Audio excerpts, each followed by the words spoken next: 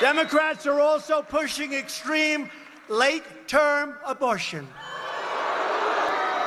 allowing children to be ripped from their mother's womb right up until the moment of birth. What's that all about? But the governor stated that he would even allow a newborn baby to come out into the world and wrap the baby and make the baby comfortable and then talk to the mother and talk to the father and then execute the baby. Execute the baby.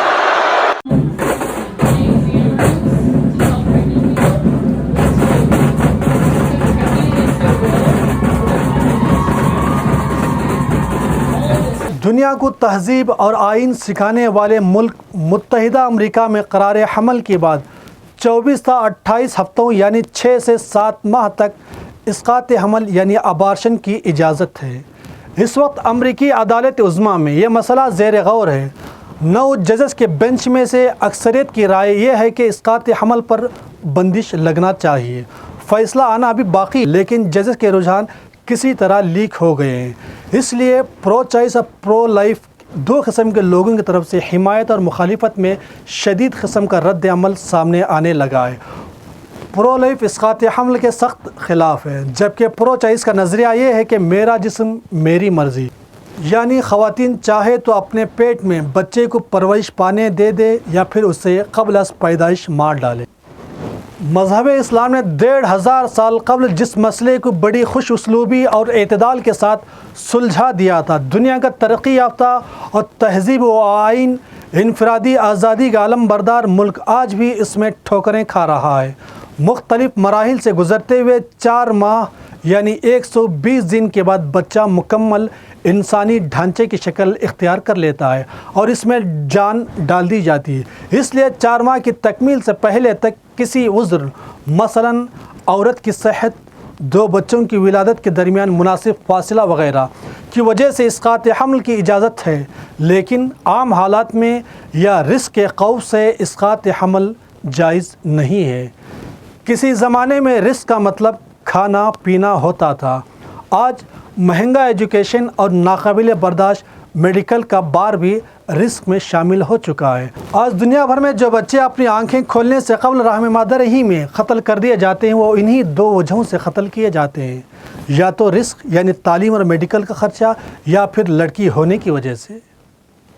قرآن مجید نے 1500 سال قبل اس کا ذکر کیا ہے، وَلَا تَقْتُلُوا أَوْلَادَكُمْ خَشْيَةَ إِمْلَاقٍ نَحْنُ نَرْزُقُهُمْ وَإِيَّاكُمْ إِنَّ قَتْلَهُمْ كَانَ خِطْئًا كَبِيرًا، کہ اپنے بچوں کو تنگ دستی کے خوف سے قتل نہ کرو، ہم انہیں بھی رزق دیں گے جیسے تم ہی رزق دیتے ہیں، یقیناً ان کا قتل کرنا سنگین گناہ ہے۔ وَإِذَا الْمَوْءُودَةُ سُئِلَتْ بِأَيِّ ذَنبٍ قُتِلَتْ، جب زندہ درگور کی جانے والی لڑکیوں سے روز قیامت پوچھا جائے گا کہ کس جرم میں تمہیں قتل کر دیا گیا۔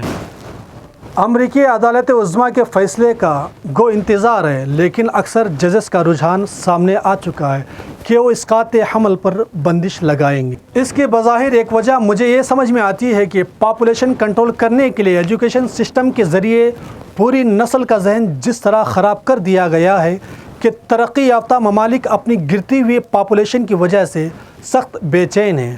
وہ اپنی پاپولیشن بڑھانے کے لیے اب سارے ممکنہ تدابیر کرنے لگے ہیں، لیکن ترقی پذیر ممالک کی سمجھ میں اب تک یہ بات نہیں آ رہی ہے۔ انہیں لگتا ہے کہ ان کی اکانومی بڑھتی پاپولیشن کی وجہ سے گرو نہیں کر رہی ہے، جبکہ حقیقت اس کے بالکل برعکس ہے۔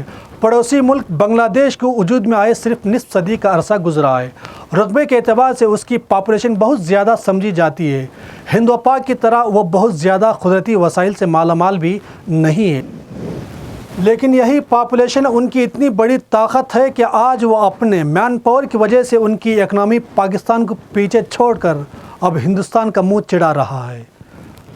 بنگلہ دیش کے پر کیپٹا انکم ہندوستان سے آگے نکل چکی ہے۔ امریکہ کے مختلف شہروں میں مظاہرین نے اسقاط حمل قانون کے حق میں مظاہرے کیے۔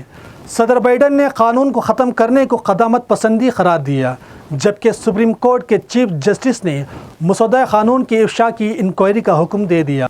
مظاہرین اس مجوزہ اسقاط حمل قانون کے خلاف احتجاج کر رہے ہیں۔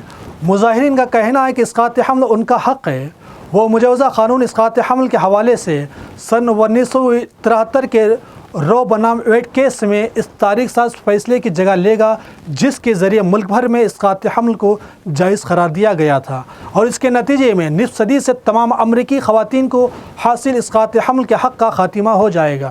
میڈیا ادارے پولیٹیکو نے اس قانون پر سپریم کورٹ کی رائے کو اشاع کر دیا تھا۔ اخبار کے مطابق اسے سپریم کورٹ کی جو دستاویزات ملی ہیں ان سے واضح ہوتا ہے کہ عدالت عظمیٰ 1973 کے رو بنام ویڈ کیس میں دیے گئے تاریخ ساز فیصلے کو پلٹ سکتی ہے۔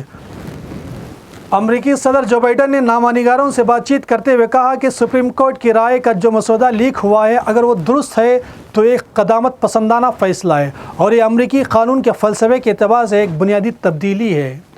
انہوں نے مجوزہ قانون کی نکتہ چینی کرتے ہوئے دلیل دی کہ اس قسم کا فیصلہ صادر کرنے سے دیگر حقوق کے بارے میں بھی سوال اٹھے گا، جس میں ہم جنس پرست شادیاں بھی شامل ہیں، جسے عدالت نے 2015 میں تسلیم کیا تھا۔